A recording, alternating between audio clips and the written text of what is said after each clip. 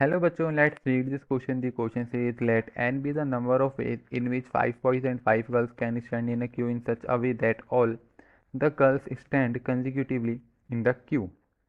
Let m be the number of ways in which 5 boys and 5 girls can stand in a queue in such a way that exactly 4 girls stand consecutively in the row. Then the value of m divided by n is. Okay, so अब question में हम की concept क्या use करेंगे। की concept हमारा basic है। हमें इस क्वेश्चन को सॉल्व करने से पहले बस ये पता होना चाहिए कि हम जो एन सी आर है इसको सॉल्व कैसे करते हैं। N factorial divide by n minus r factorial into of r factorial. इसके बाद हमारी बेसिक ऑब्जर्वेशन है जो क्वेश्चन के अंदर बोली गई हैं उनको लेके हम इस क्वेश्चन को सॉल्व करने वाले हैं। तो पहले हम सॉल्व करेंगे एन के लिए। एन के लिए क्या केस बोल रखा है हमारे क्वेश्चन में, 5 boys and 5 girls can stand in a queue in such a way that all the girls stand consecutively in the row। Means girls एक साथ स्टैंड करेंगी।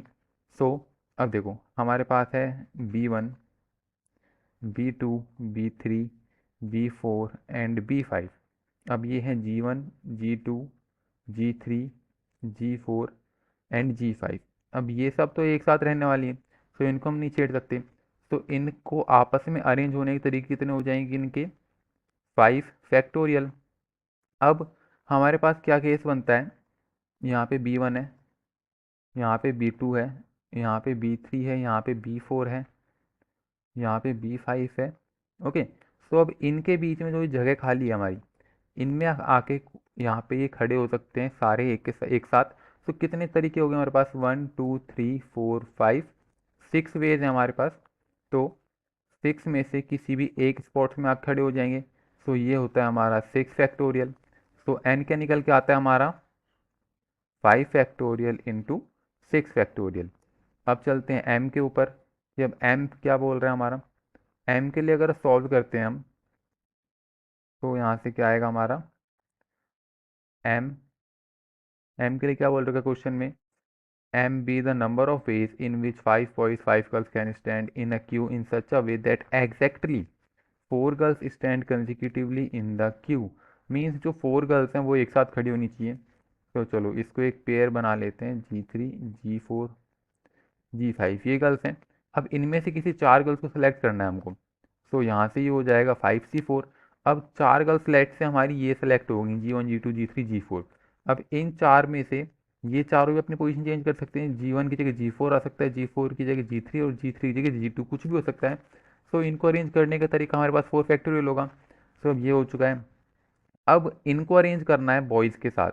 तो यहाँ से हमारी कंडीशन क्या बनेगी, B1, B2, B3, B4 and B5। सो अब यहाँ पे हमारे पास 6 स्पेस है जिसके अंदर हम इनको डाल सकते हैं। तो हमारे पास दो एलिमेंट हो गए, एक तो ये वाला ग्रुप हो गया जिसमें चारों गर्ल साथ रहेंगी, और एक ये वाला हो गया जिसमें G5 अकेला रहने वाली है। तो इनको अरेंज करने के हमारे पास कितने तरीके हुए, हमारे पास 6 स्पेसिस हैं। तो इनको अरेंज करने का तरीका हो गया हमारे पास 6C2। तो ये क्या होगा, 6 factorial divide by 4 factorial into 2 factorial. इसको जब सॉल्व करेंगे 6 × 5 डिवाइड बाय 2, तो यहाँ से 4 फैक्टोरियल तो कैंसिल आउट हो जाएगा ऊपर से, तो यहाँ 2 आया, 2 × 3, सो दिस इज़ 5। तो अब यहाँ से इतना हो चुका है। यहाँ पे इनमें से हमने दो प्लेस सेलेक्ट कर ली हैं गर्ल्स के लिए। सो अब देखो, अब हमारे ये बॉयज़ हैं, अब इनको भी तो हम अरेंज कर सकते हैं। सो बॉयज़ को अरेंज करेंगे तो उनका क्या आएगा, 5 फैक्टोरियल। और जो ये दो ग्रुप दे रखे हैं ये भी तो आपस में अरेंज होंगे। सो इनका क्या आएगा, 2 factorial. So girls group arrange, so उसके आएंगे 2 फैक्टोरियल। सो अगर हम देखें तो हमारा जो m है वो क्या निकल के आता है, यहाँ से आएगा 5C4 × 4, 5C4 × 4 factorial into 6C2 × 5 factorial into 2 factorial. So ये हमारी m की वैल्यू आ गई। अब क्वेश्चन में क्या पूछ रहा है, m डिवाइड बाय n बताना है हमें।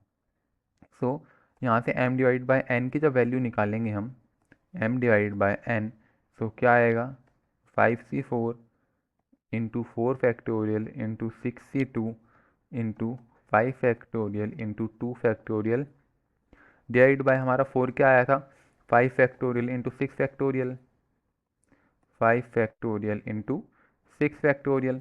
अब इसको सॉल्व करते हैं, तो ये आएगा 5 factorial divide by 4 factorial into 1 factorial into 4 factorial, 6 factorial divide by 4 factorial into 2 factorial into 5 factorial into 2 factorial. अब this divide by 5 factorial into 6 factorial. अब देखो, इस 5 से ये 5 गया, इससे ये गया, इस 4 से ये वाला 4 गया, इस 2 से ये वाला 2 गया।